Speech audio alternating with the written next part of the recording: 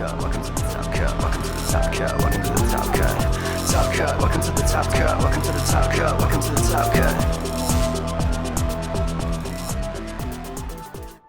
Hello, everybody, and welcome into today's episode of the Top Cut Yu-Gi-Oh! Podcast. My name is Sunny. I am here with my co-host, Giant Skyhawk. How are you doing, buddy? I am. I'm doing pretty good. I got. Yeah. I'm gonna show something to the people real quick. I got something very cool in the mail actually that I think. Okay, I'm here for it. What'd you get? The people will appreciate. You won't be able to see this until. That's why I have to ask, and also the audio listeners. Until I probably show you later. This is a treat for if you showed up on YouTube. Okay. Okay. This is a quarter-century secret rare of Elzar Lars. And let me tell you, oh, that is nice. That's gonna be showing up in a deck list. Oh wait, actually, stall for me while I go. I picked up a quarter century this weekend too. Oh, okay. Oh, is this let me guess. Does this have anything? Does this rhyme with schmolcanic schmel? No.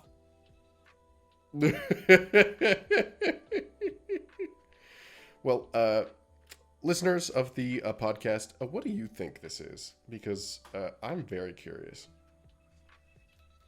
I bet you. I think it's volcanic shell.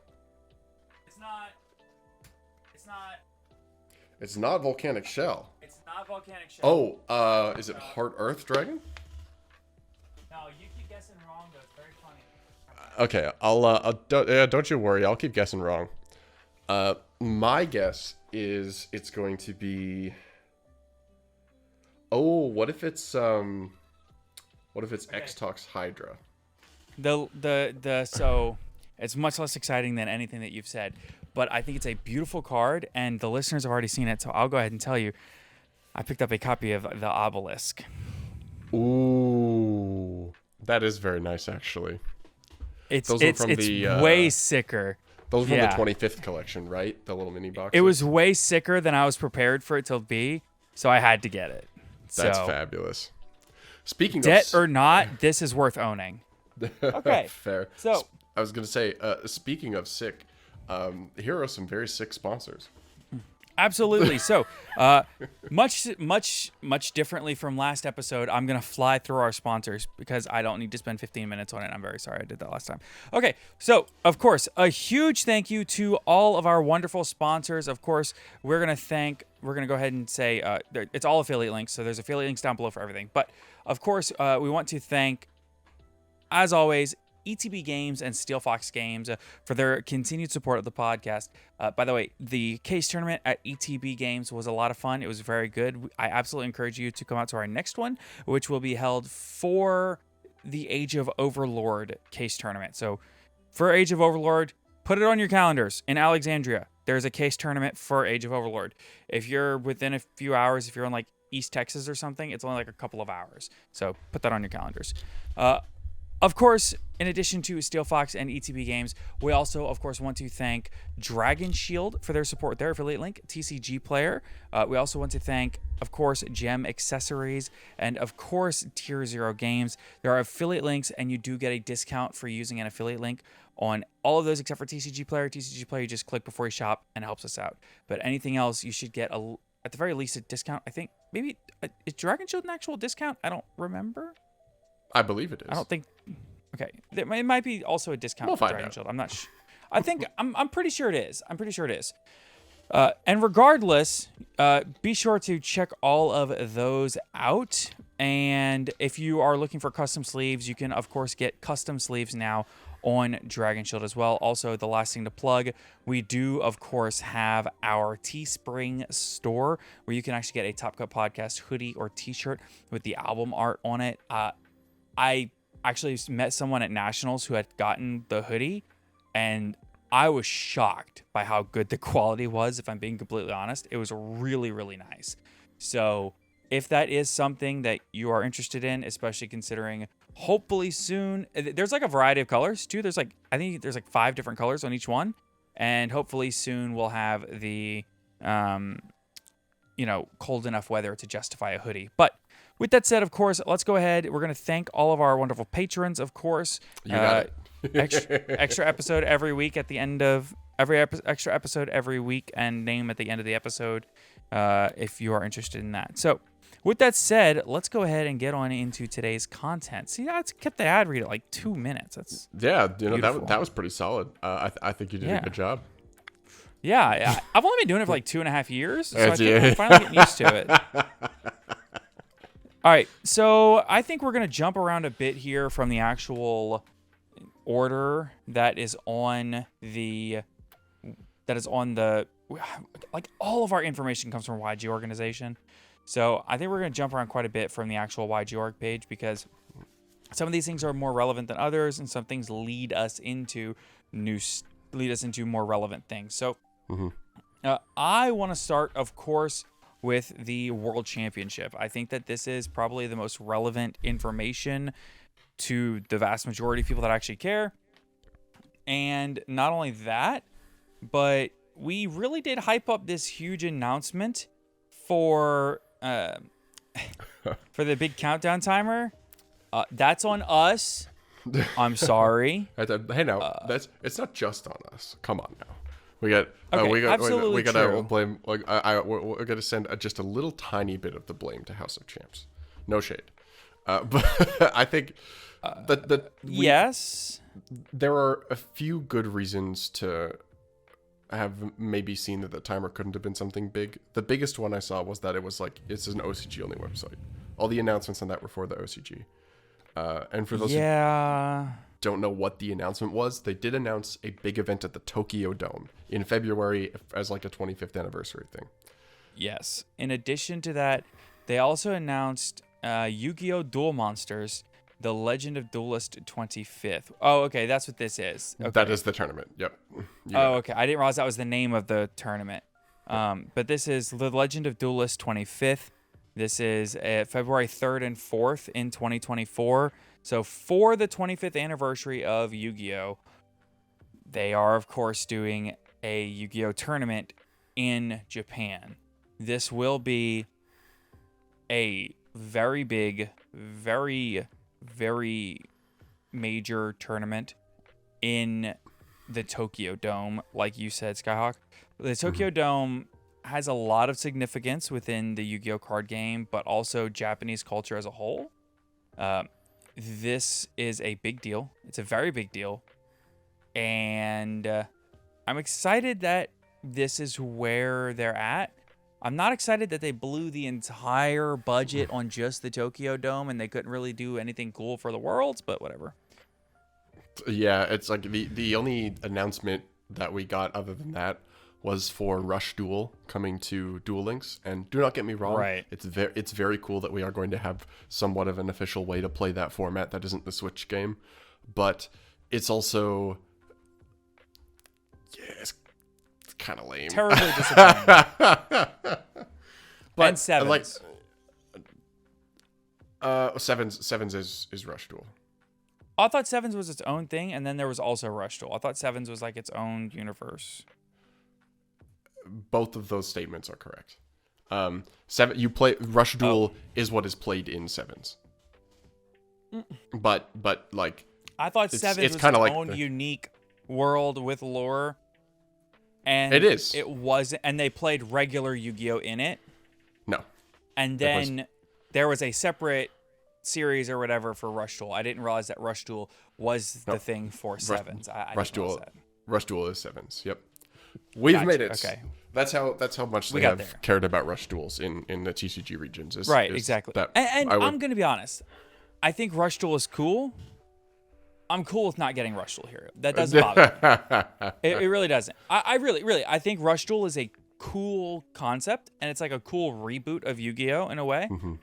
But at the end of the day, if we are going to sacrifice the support that we are hopefully going to get for, say, Edison format or Time Wizard in general, in favor of Rush Duels, I would rather just have Time Wizard, right? If they came to me and they said, we'll give you a ton of Rush Duel cards and Rush Duel support and new Rush Duel, all Rush Duel printings of cards, we'll give you Rush Duel.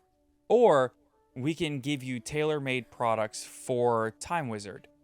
And it will essentially facilitate certain cards in Time Wizard format getting cheaper.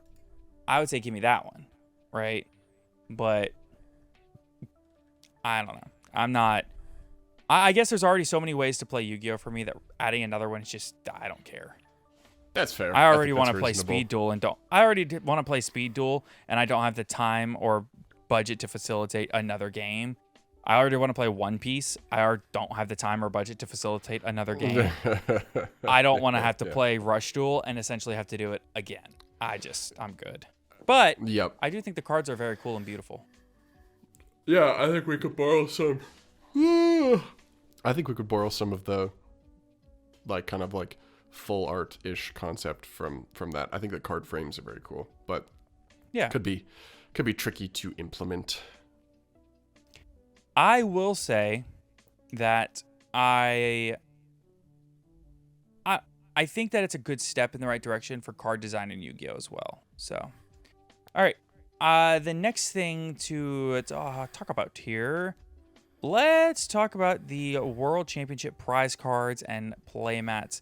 I know this is not like a huge thing, but it is kind of cool to see the playmats that they got for example, for the Duel Links, they got a playmat featuring Yuya and Odd Eyes Raging Dragon.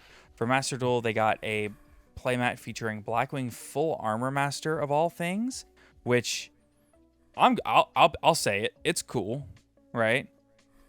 And for the TCG/OCG, they got a mat featuring Gate Brigio, the Waterfront War Beast, which is the second place prize card. And the first ever dinosaur prize card for all of us dinosaur fans in the chat. Are you sure it's the first ever? This is one? the first for Worlds. This is the first ever dinosaur prize card.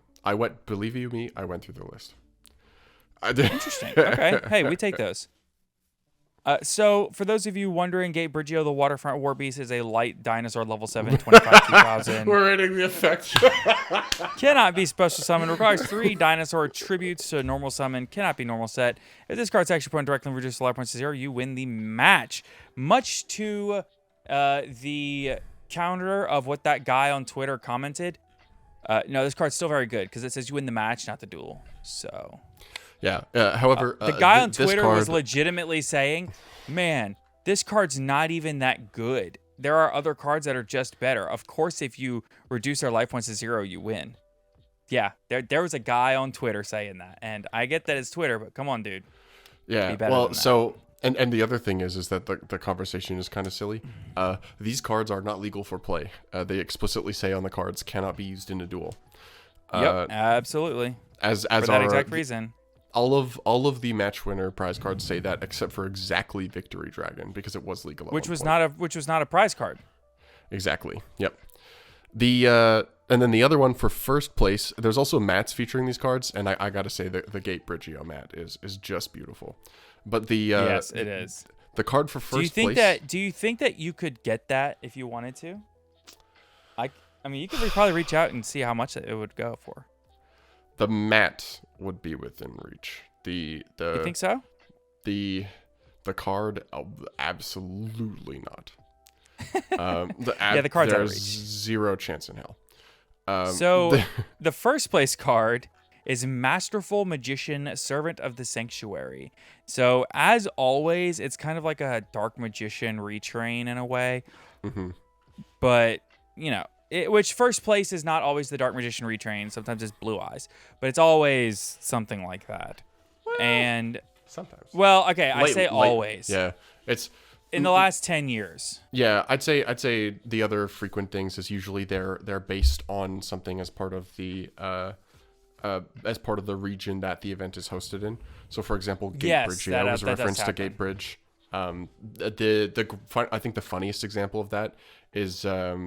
I believe it was when it was in Vegas. It was Grandopolis, the city or whatever. It's a gigantic machine turtle, and it literally just has the city as the shell. There's a couple of different really good ones in terms of like the location. Some of the older ones are just like whack designs. Like they're just like just at like if you're looking from like 2010 to 2000. 5. There's some weird stuff in there. There really is. It's Yeah. bad. By the way, this Grandopolis one, this is sick. I don't It's know what really you mean. cool. No, it's no. I didn't say it was dumb. I said it was awesome. Oh, It's just- okay. I'm just saying that's what it that's what it is. Is a lot of the time they're Yeah. based on something about the region that it's held in rather than something else. Yeah, there has been some. There's been some weird ones over the years. Mm-hmm.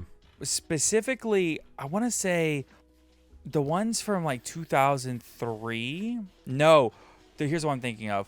2004. The Yu-Gi-Oh! Oh. World Championship in 2004. First place was a card called Ulevo. Yep. And Ulevo, which has never been reprinted, is a very weird card. But at the end of the day, I heard a rumor that this card actually came up for sale at one point, and it sold more or less in a private auction for somewhere in the neighborhood of like 80 grand. I feel like I do remember hearing that at some point, especially these old ones. They just don't exist. Like there's almost no Right. opportunity to ever find them. I do have something that I want to say about one of the playmats that I think is just funny. So the Dual Links mat features Yuya and Odd Eye's Raging Dragon. And for those who are not kept up with the Dual Links meta, which I'm only kind of in and out of every now and again, I just pick the game up whenever there's new Dino support. They just Right. released so Dual Links I think is making a push to try to keep people in, especially because of the Rush Duel announcement. So this is very funny. They dropped a massive ban list on Sunday. So like less than Right. 24 hours after the event. And Odd Eye's Raging Dragon is limited one.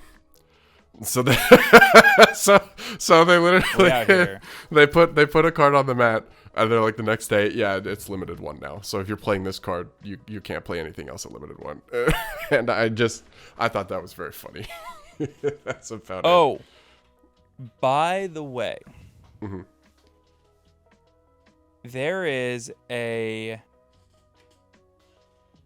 there's a promotional giveaway happening right now Ah, on you should go Twitter. do that, actually. I don't want to. You don't want to lower your chances of winning. It's not even that. I don't want anybody to miss their opportunity. Yeah, that's true, I'm not trying to actually. like cut off the conversation we were having, Mm-hmm. but there is a Yu-Gi-Oh! TCG tweet that is entered to win a set of Yu-Gi-Oh! World Championship Series 2023 souvenir cards. Reply to this post with your favorite moment from the live stream with the hashtags. So you must be a resident of the United States, District of Columbia, or Canada, and be 18 or older or whatever. And 5 people will be randomly selected to win one set of 2 souvenir cards. So you get a Dark Magician Girl and a Magic Cylinder. The Dark Magician Girl is a brand new artwork, right? If I recall. No, it is not. But regardless, well, technically they're both brand new artworks, I think, because these artworks look like they have something on them, but I think that might just be them trying to That could just show be that the- it's a quarter century secret rare. Yeah, that's most likely it. Because these are both quarter century secret rares, and I'm just gonna say, please, if you go on and you win the sweepstakes and you win one of these, don't take the first offer that comes about, because these selling as a pair are gonna sell for an obscene amount of money. I mean, an obscene amount of money. So, trust me, I've won 2 of them before, and Oh, seriously, that's right. Because you ended up with it was United We Stand and Joan that you got. I got both of those, yes, because Oh my god.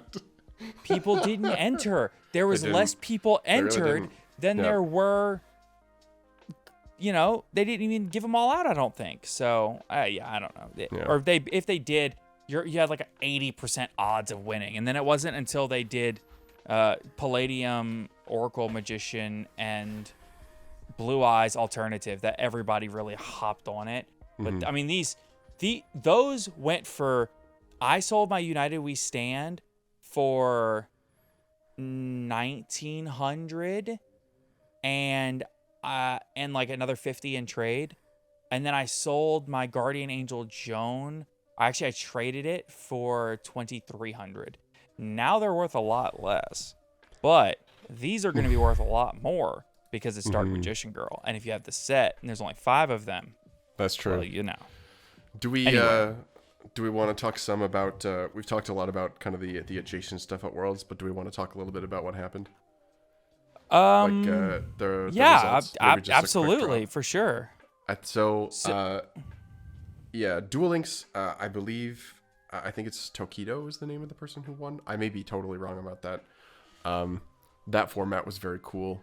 TCG, obviously, Paulie Aronson won with Dragon Link and beat I'm Juan. just going to let you know, I don't know the names of all of the winners. That's what I'm here I know for. Paulie, And and I know Quantal Think, Enzo, and Josh Schmidt, but I don't know the Duel Links winner. You mean so Enzo was top 8 in TCG. You're thinking of Emery, who was their teammate for Master I'm sorry, Duel. Emery. You are correct. Yeah. I know it's a different 4-letter E name. I'm sorry. Shoutouts to that's true. Shoutouts to Juan, for taking it all the way with Sword Soul. You literally took my girl and Mo Yi. If my girl and Mo Yi went to Worlds, that's a huge result. And I'm gonna get that guy's PO box and I'm gonna mail him my sleeves that say Normal Summon Mo Yi. Shout out to Juan Mateo.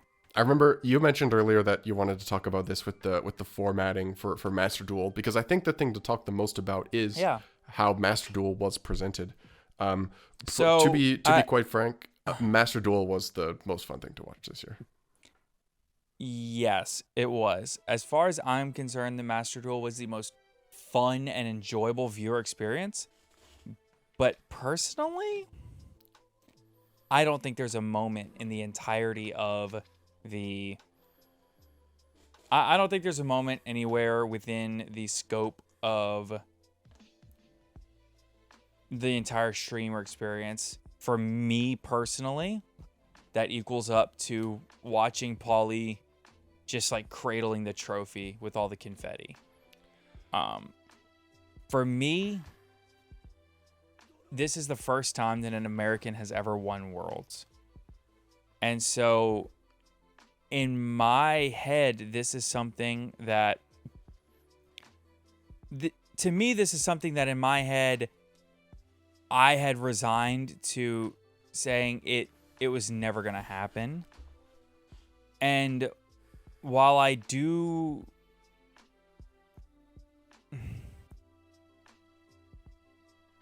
while I know that there's always a chance because America obviously has great players, it's one of those things that it's like that NFL team that makes that deep playoff run every year but never takes it home. You know, it's one of those things where it's like, it feels like it's been close so many times and just never come to fruition, right? Billy Brake said it best live on the podcast. For the first time an American has won the world championship, I have dreamed of this moment my entire dueling career. I mean, Billy Brake was moved to tears, right? I was at my locals. It was 4:00 in the morning. We all stayed at locals. The shop owner he stayed there with us. And even though he's not really like that into Yu-Gi-Oh, he stayed there with us so we could all just watch the live stream together in the shop until 4:00 in the morning. And that is cool. I will say that is cool. Yeah, I listen. I love. There's a reason that I plug my shops every time I come on. They're the best. So, but at the end of the day, you know, having that experience all together, we're all sitting down, we're all hanging out, playing Edison format, watching the games, and it's just, it will be one of the best experiences of my Yu-Gi-Oh, of my time playing Yu-Gi-Oh.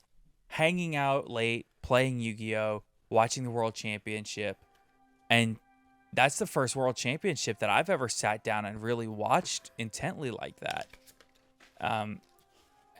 I mean, since I came back, it's the first one I've had. And before, they didn't really live stream them like they used to, like they do now. Or at least like when I stopped playing, they didn't live stream them like I do now. But even when I got back into the game, that was one of the first things I did was check the results and like, oh, well, I mean, I got out 10 years ago almost. I did it. Have we won Worlds yet? Nope. Okay. It just doesn't happen.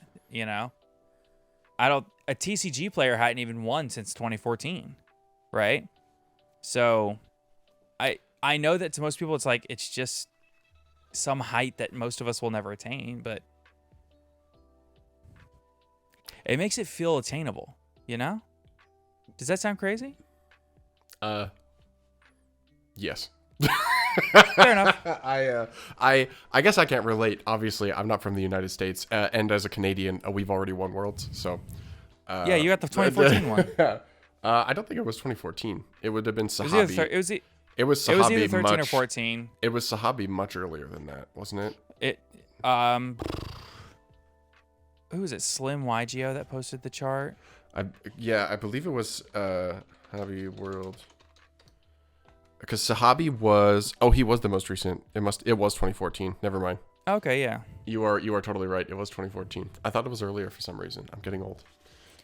So I don't know all the, I don't know all the, what you call it, but I mean, you had the one guy in 15-16 that went back to back.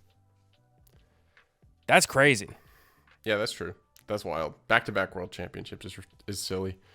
I think more than it being like a US winner for the first time. The entire top 8 was TCG players. 4 of them from EU, 2 of them from Latin America. Importantly, the only 2 players who were allowed to go from Latin America and South America. Like I thought there was 4 players that went from. Nope. Only 2 players went from all of LatAm. There were only 2 of them who qualified, who were able to go. Not able to go, but that's like insane. those are the only slots that they had. Both of them made top 4, and one of them made finals. So a lot of people have been making the very valid point. You gotta give them more slots. Like for sure. Like if they can compete that well on the world stage, you have to give them more spots. It reminds me. It's crazy. It reminds me a lot of for any Evo also happened this weekend, which was very funny that the Yu-Gi-Oh! World Championships in Evo also happened. It reminds me a lot of Arslan Ash, where a lot of people didn't really consider an entire reason until Arslan started just sweeping people. He's from Pakistan, and he's essentially like the best Tekken player in the world, and it basically showed up out of nowhere because nobody was paying attention to the region. And this to me seems like we should probably start paying attention. I think now that you have people performing that well. One final point. I mean it's similar to Andres Torres, right? I have friends that have been watching the competitive scene to an extremely like narrowed degree, right? I mean very intently keeping up, and still somehow I say that, right? To me, they have very intently kept up, and even to them, I say Andres Torres is one of the greatest players, and they go, "Who's Andres Torres?" So I think what you're saying, there's a lot of truth to it, in that some people just don't realize how great some of the Latin American players are, and even worse, I think they discount a lot of their tournaments just because there are less people, but they have to understand that the quality of play at those tournaments is so ridiculously high. Similar to it. So actually, I was, of all people, I talked to Rafael Nevin and Paulo about this, and we had a whole conversation when we were at YCS Niagara. There was only 800 people. And I was like, that's crazy. YCS Niagara is 800 people. And there's a regional in LA this weekend that's bigger. And they said, yeah, but it doesn't matter. I said, what do you mean? They said, nobody's gonna freak out if you win a regional. It doesn't matter how many people there are. If you win a YCS, people know your name. And that's why at every single YCS, if there's a YCS, it doesn't matter where it is or how many people are expected to be there. The grinders. If you go, the competitors are going to go to the YCS. They're not going to go to the regional. They're going to the YCS, which is why the YCS it doesn't matter where that you are, have that reputation. very true. So overall, I think that while there is a discussion to be had about the Latin American players events having less, the Latin American events having less players, I think that especially when you look at YCSs and things of that sort, the overall quality of those players is so ridiculously high, and that often gets overlooked. So, I mean, there's a reason that even though they have YCSs in Cancun and Bogota and Rio and Argentina and Peru, that they have YCSs in all these places, you don't see Americans win all of them. Right? You might see one go over there and win maybe every couple of years, but for the most part, every time you have that American or Europeans, like they all fly down there to play in those events, they go because it's pretty, not because they think it's easier. Yeah. Or at least that's what I was told by, people that fly out there. Notably, Jesse posts all the time about trying to complete the Infinity Gauntlet. It's the only region Jesse Cotton has not won a YCS in. So true, and it's not for lack of trying. It's definitely not. He's been in finals, I think once, for South America, but I think it's actually twice maybe because if it was, he got second place 4 times last year. But that guy is ridiculous. He got second place at 3 YCSs and Worlds. His consistency is just mind-boggling. Anyway, in my opinion, he's probably the GOAT. But speaking of Jesse Cotton, so it's interesting. But Paulie has an argument for that too. But I think somebody like Joshua Schmidt might start to be having an argument. I would agree with that. I would agree with that. Speaking of Jesse and Joshua Schmidt, that was the Master Duel Finals matchup. And when we say finals, we mean the final matchup of finals. Yes, yeah. Well, it's final matchup of finals, but so the Master Duel format, we talked about it on a previous episode, so I won't go too deep into it. It was 3v3. The teams for the finals were Team 7, which is a Naruto reference for those who are not aware.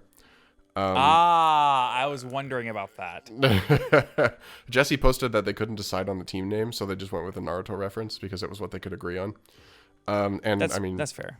So the team was Raymond Dye, who was the person who qualified, who won the last YCS Niagara and has also won a previous YCS on Sky Striker. Ryan Yu. And he also got second at another YCS recently. Oh, that's right. You're totally right about that. And he might have honestly been in the World's Points playoff too. Ryan Yu, who is already Dragon Duel World Champion, but playing, I think it was Burn. It's very funny. So Canada actually does have 2 Worlds wins if you count that. No, that's true. That is true. And it has tops unbelievable amount of events. If only Dragon Duel still existed. And yeah, true. And Jesse Cotton. So that's an unbelievable team on its face. The other team is Joshua Schmidt, who needs no introduction. Has won many YCS, and he's event in his top many. I'm pretty sure he has more than that. I'm talking about wins. Tops, he's got like 80. Oh, yeah. But just a huge lineup of them. But this is somebody who's been around for ages. Has played against Billy Break in a couple finals. And then Quantal Think, who many people may know as the meme guy from YouTube, who like showed up in a Farfa stream every once in a while, but who is an extremely legit player. In the world's qualifiers for Master Duel, they were second place in points, or third place in points in the EU region, just barely behind Joshua Schmidt. I would also like to point out, it's not being third in the region is not his only accomplishment.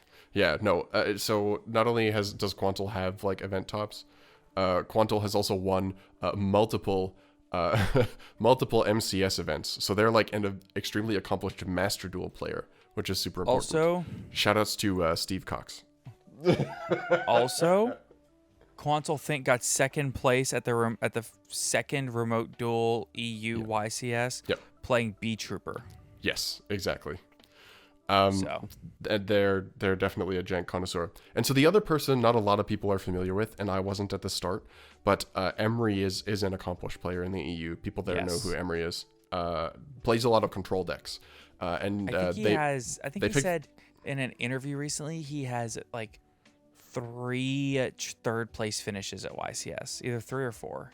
Yeah, and they played Labyrinth and Exorcister, but living up to the hype.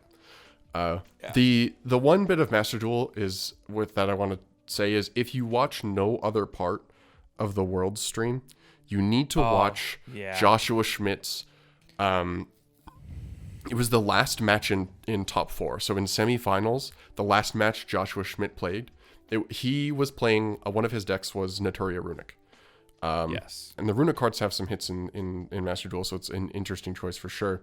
But his opponent was playing Melfi Sprite, and they put up an absolutely ridiculous board. And I was watching it live with our good friend Caitlin, and we were both like, I said, there's no possible way that this board gets broken. It's too good. And Caitlin was like, no, just watch.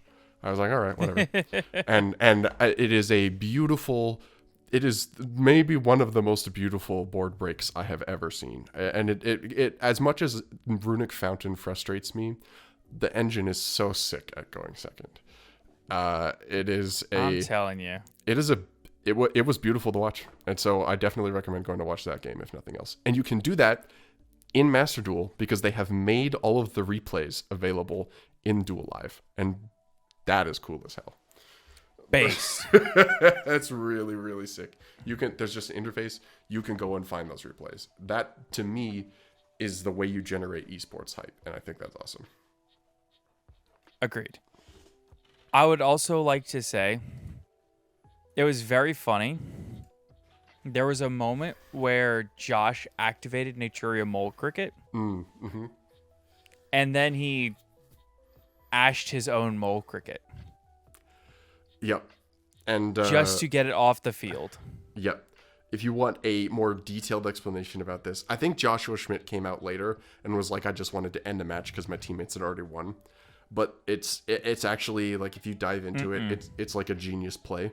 Because that wasn't it. Because yep. He said, y'all can stop hopping the actual Mole Cricket. I should just not have brought it back in the first place. That play just fixed the mistake I had made. Yeah. Oh, okay, good. I might be thinking of finals. I might be thinking of Jesse and Josh. But yeah, it was to prevent. You probably have better insight into this. It was to prevent his opponent from being able to make Zeus, right? Yes, it was. Yeah. Because because the Xyz they had at the time could have. I think it was Onibi Maru. Could have attacked into the Mole Cricket and then made Zeus. But the other monster that Joshua Schmidt which would have cleared the Runic cards. Exactly. But the other monster was too big for the Onibi Maru to crash with. Yes. So ashing the Mole Cricket prevented the Zeus. It didn't end up mattering because his teammates pulled it out. But it was just it's a beautiful game. Go watch it. I have to say, okay, all right, I'll say it. I say this respectfully because all this time we've talked about it, and it just now occurred to me that we haven't talked about this yet. This whole time we've been talking about Worlds, we haven't talked about the presentation. I was just going to go there. Take it away. Okay. I'm going to be as fair as possible with all of the information that I have.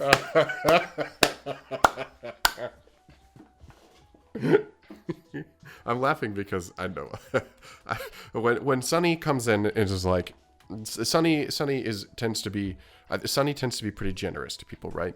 So when you hear him lay out, I am going to be as fair as possible. This is ridiculous. You know what this means. This is ridiculous. It looks like they went and played in my high school cafeteria. Then they had to put extra blinds in the background because the light was too bright. Ridiculous.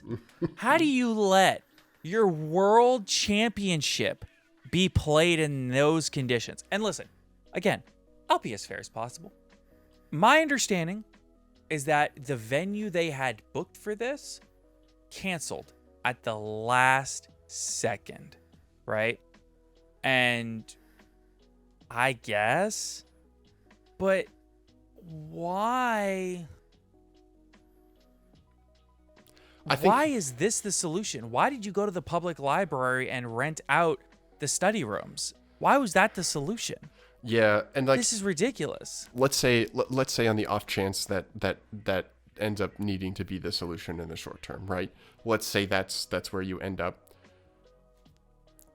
Put some decorations on the walls, like make it not brand even the that. place Yu-Gi-Oh. Give them real playmats. Okay, What? to be fair, that was probably the most ridiculous part of it all. Like, this is a company that has made record profits in large part Yes. because of Yu-Gi-Oh. Almost I might add. $700 million last year. And they have to have Jessica Robinson be worried that her acrylic nails are going to break the playmats they're playing on at the World Championship. Yes. That is unreal. And so they weren't paper, which is something, because on the pictures they looked like paper playmats. But come on, dude. You have to have some kind of... I love the I love the apologetics on that, by the way. I love the no. It's totally okay. It's totally fine. It wasn't paper. It was just really, really, really thin. Like, that makes it much better. Oh my god. I can't fathom it. I think that there's so much more that could have been done. For example, they clearly had a venue for something. And even if you want to say, okay, but it's day one, right? Like, I saw the clips. The venue looked awesome. Yeah, but that was only for exactly finals. Here's my issue. Why is that your venue for one of your Master Duel matches, Yeah. one of your matches for TCG OCG, and one Duel Links match? Why have everybody play in one venue, play everything out to the finals, and then move the finalists over to a completely different venue? Why not take that time and just do all of day 2 in the big fancy venue that you clearly have already prepped for this event? Because there's no way that you have this event and that you have this venue booked and you don't have everything prepped for it in advance, at least a day in advance. You might get away with saying they had something on Saturday. We had to prep all through the night, Sunday night into Sunday morning, I guess. But then you had like a 4-hour break between semis and finals, presumably spent sending all the players to the other venue and getting them ready. Yeah. What? Why? Why not push back the games? That way you have time to. I don't. Yeah, And for that matter, why can't we see any of the other games? I don't have necessarily an issue with the fact that we only saw the games that we saw because what we saw were good. But why can't we have streams going of all the games? Yeah. Also, so that we saw what we saw were good. There were some good matches, but I do have to point out that the semi-final match for TCG OCG was Shifter Tikaboo. So that was very fun. Are we talking about the Sword Soul Dragon Link matchup? Nope. This was Jeremy Mitchell on Vanquish Soul versus Steven Santoli on Mathmech. This was the top 8 feature match for OCG TCG. Okay. So that was a very sad game. I'll be honest, I didn't get all the way through that because That's fair. There's late into the night, It was and a I had a full case tournament to prep for. It was a pretty Okay. long one. I guess. Anyway, congrats to Paulie. Obviously, congrats to Josh Schmidt, Quantal Think, and Emery, and of course, congrats to our Duel Links champion, whose name I don't remember off the top of my head. Also, wow, top 8 is all TCG players. That's crazy. Wow. I'll never get over that. All right, let's talk about some new cards because we're behind. Yeah, we'll get speed in. I guess we'll start. Hamster? Yeah, we'll start with that. I'll take Hedgehog. that one because I'm sorry. I've been doing some. I've been in the tank. Yeah, I think I also. I'm not called surprised. This, I also called this card Hamster. So we do have the effect for the adorable rescue hedgehog. The rescued. The emerging emergency rescue team has given their boy hedgehog a job. And Indubitably. I love Hush Deer. He's trying his best. So Rescue Hedgehog, level 4 Earth Beast effect monster, 300 attack, 100 defense, as are the rest of them. Hard ones per turn. 1. Hanging on the hedge of tomorrow. That's very good. Yep. Oh, over the hedge, if you will. Yeah. You can banish this card you control. Special summon 1 normal monster and 1 effect monster from the deck that are level 3 or lower, but the same type, attribute, and level. Also, the monsters special summoned by this effect have their effects negated and are destroyed during the end phase. What are your thoughts about this? Because I'll save mine for a bit. So it could still be very good. It's clearly not quite as good as something like Rescue Cat is, because I think Rescue Cat just generally is a full starter in most strategies that these are played in. I do think that it's good for sure, and it's definitely got some jank that it can do with it. Yes, I was going to say it's always going to be the second or third best rescue monster. How's that? Yeah, I think that's a pretty decent place to put it. Off the top, there are definitely some decks that will probably experiment with this. Funny enough, Rika Sun Avalon and Plant may play this because this summons Genus Loci and Sunseed Shadow from deck. That's broken.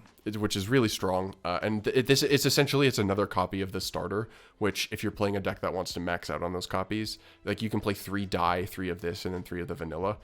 You end up with some competing normals, but like honestly, it's just darn good. Some other wild stuff. There are some synchro piles that may play this because Red Rose Dragon is a legal target. So that starts off a ton of combos. There's also a Carbonetton and Trachodon for people who want to like really get all in on the tuner stuff. Skull Servant will play this because it gets Skull Servant. Zombie actually may play this because this is a 1-card Immortal Dragon setup. It summons a level 2 and Plague Spreader Zombie, which sets out some cool stuff. This turns Rescue Hedgehog and True King Lithosogem into a 2-card combo instead of Litho always being a 3-card combo. Because it summons Earths. So like the point is, and also this does like anything you want with Fiends under the sun, because of the King of the Abyss or whatever it's called. So there's also this is also another 1-card Isolde. It's probably better than that for Goki because this gets you Isolde rematch if you go get Octostretch. This also gets Rev Synchron if you use Acrobat Monkey. I'll stop going down the list because there's a lot of stuff. Point is, right now it is jank. In the future, there will be something that cracks this. I feel like it's not quite as good with Rev Synchron because of the first half of Rev Synchron's effect is kind of made useless there, but it's still cool. Yeah, there's like, point is that there is like actual legit. There's a bunch of jank. There is actual legitimate stuff you could use this for, and I suspect someday this card will have a home where it is very busted. Just the fact that it grabs an effect is a thing. You know what's craziest? If our list follows the OCG list in any kind of way, if we get Glow Up Bulb back, this card's crazy. Yeah. Literally, summon Loci and Glow Up Bulb. That goes nuts. That's crazy. All right, so let's go ahead, and I do want to mention something, but when I remember what it is, I'll say it. So let's talk about the Fire King cards. So, of course, let's start out with Fire King Avatar Hanuman. Oh, I remember what I was going to say. Could you imagine if something similar to what Magic does, where whenever we have a World's Championship winner, they print their decks for first and second place in like a combo thing, and they sell it for like $30, and it's like World Championship that would be decks. Cool. Pokemon card for card. Exactly. The weird thing, maybe it's Pokemon I'm thinking of. Yeah, the weird thing, it is probably Pokemon you're thinking of. No, the weird thing, I may be misremembering this. I believe the decks that Pokemon prints, they're really cheap, but they're not legal for play. So that would suck. So that is one weird bit. I may be wrong about that. I think that was maybe true at one point in the past. I'll double check with the Pokemon people that I know in the Necro Discord. Yeah. But I think that would be amazing because like it's also like sometimes those decks get hit, right? But that would be a way to get people in. Like, hey, that's the thing you saw. You want to try that? Here you go. Yeah, and I feel like it is important to say some of the things that would be impactful in this list getting reprinted. Specifically, Bestial Lubellion is just here, right? Yep. Mm-hmm. It would also be another printing of Nibiru, Ash, Droll, and Effect Veiler. And also, Quick Launch is just kind of an expensive card now. It would also include Baron, Bestial Despater, Borland Savage, Would be kind and of nice. Access Go Talker. Would be kind of nice. And that's just the main and extra. We're not even talking about the side deck. Oh my goodness, dude. You're sitting on a gold mine. Oh, Tommy. and let's not even talk about the Chaos Dragon prize card reprint. Oh, I'm saying this deck, if they did that, this would go dummy. Also, let me get that Sword Soul structure deck. Ooh. Imagine the you get some rarity upgrades for Sword Soul maybe. That would be actually an interesting incentive. Like, we'll give you rarity upgrades if you make top 4 at Worlds. Yeah. Ooh. Anyway. Not even top 4. It has to be finals. Okay. Okay. This is the last one we're going to read. So there's another archetype called Valmonica, but we have run out of time. So we're going to knock out these Fire King cards because there's only 3 of them. These are coming in the new Fire King structure deck later this year. Fire King. Later this year for the OCG. I don't know when it's coming out for the TCG. But we're going to get the Fire King structure deck, and then we're going to do patron names. And we'll do these on the next episode. So if you want to hear Valmonica, you got to come back for the next one. So let's talk about Fire King Avatar Hanuman for the second time because I got diverted myself. I got distracted. Level 4 Fire Beast Warrior Effect Monster. 1600 attack, 200 defense. Rekindling target. You can only use the first and second effect of this card's name each once per turn. 1. If you face a Fire King monster you control is destroyed by card effect. I don't know when that would happen. You can special summon this card from your hand. 2. When a spell trap card or effect is activated, quick effect, you can negate the activation, and if you do, destroy one other fire monster in your hand or face a field. That's broken. That's wow. crazy. That's really just a sick. level 4 dude that just negates. Wow. Yeah, and importantly, I love the way that, I mean, obviously it's like kind of generic. It has a cost to it, but you can benefit from that cost in this deck exactly. This makes it good going second, which I think is massive for this type of design. It is kind of generic-ish, but it's for Fire King exactly. I really like it. It's simple. It's good. Okay, so here's what you're gonna do. You're gonna play your entire turn on Runic Volcanic, and then you're gonna normal summon this guy. Anyway, go ahead. It can destroy itself is the thing, right? So you can if you normal summon it, then one other fire monster. Never mind. You have to have another fire. Okay. It's okay. You'll have a volcanic shell. Continue. Shoutouts to Circle of the Fire Kings because we got a new quick play spell. This is Fire King's Sacred Immolation. We're not getting that name. You can only. The original was Flame King God Heavenly Immolation. Oh, okay. All right. Sure. We're definitely not getting that one. You can only use one of the first and second effect of this card's name per turn only once that turn. So it's one effect per turn once that turn. 1. Target any number of Fire King monsters you control and cards your opponent controls. Destroy them. Huh? Target any same numbers. Any same numbers of Fire King monsters you control and cards. I assume this means you target if you control 2 Fire Kings, you can target 2 of your opponent's cards. If you control 3, you can target 3 if it's 1. Yes. That's nuts. 2. Or you control 3, you can target 1 and 1 if you want.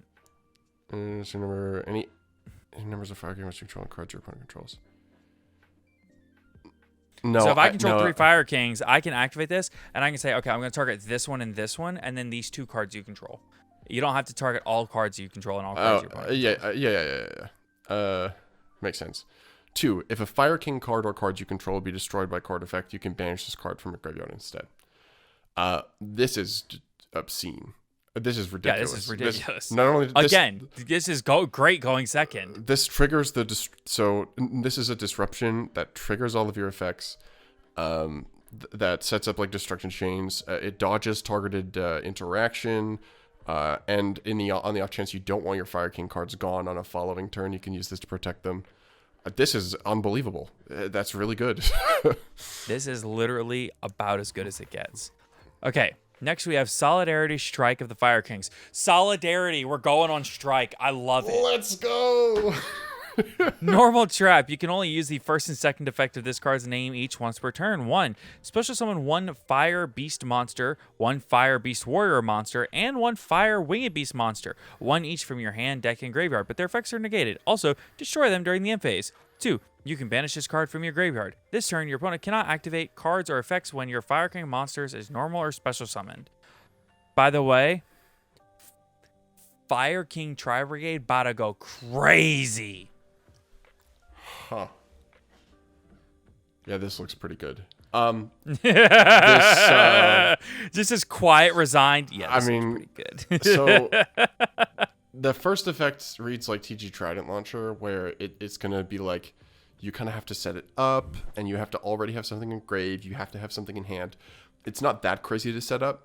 And if you like, say you summon like three Fire Kings, right? You got the quick play spell that's pop 3 and also trigger all 3 of your effects. If you have this set up, or you can summon 2 Fire Kings and Tri-Brigade Kit. And Kit, yep. And then you link off, and then you make a Fairjeet, and then you use the Kit to send Nerval, and then you use Nerval to search Fractal, and then you use Fairjeet to summon Fractal. Yeah, that's crazy. The 2 effect also means if you pop this going second, or if you have it, right? Like it's also a way to dodge interruption. Like say like you activate this, then you do the quick play, you pop like all your stuff. After you pop all your stuff, you chain this. And then when all of your like Fire King monsters summon themselves, that you can't get like torrentialed or anything. There's no, your opponent can't chain. No, getting to, like, torrentialed effects. would be a pro. Yeah. You can't Not get like that solemn matters, judgmented or warninged or striked. Yeah, that's. I mean, I think you might still be able to negate the summon, but because that text would have to say the summon cannot be negated, right? Kind of like summon response window. Yeah, I'll double check that, but I mean, these cards are.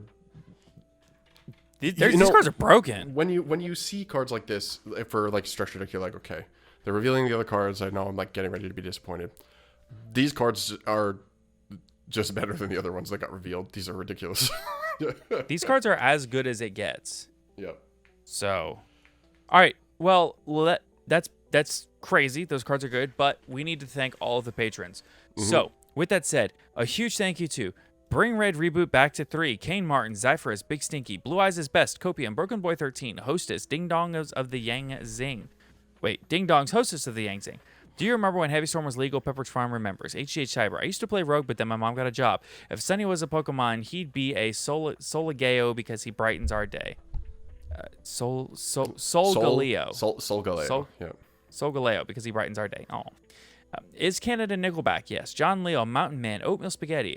Only 2 thrusts. Sorry, it's all I had. Owen Alvarado, Pistol RX, Silver Hope. Understanding and reading are 2 different things. Virtually Savior's World. As anyone read Toy Vendor, it's kind of like reading Miss Scars.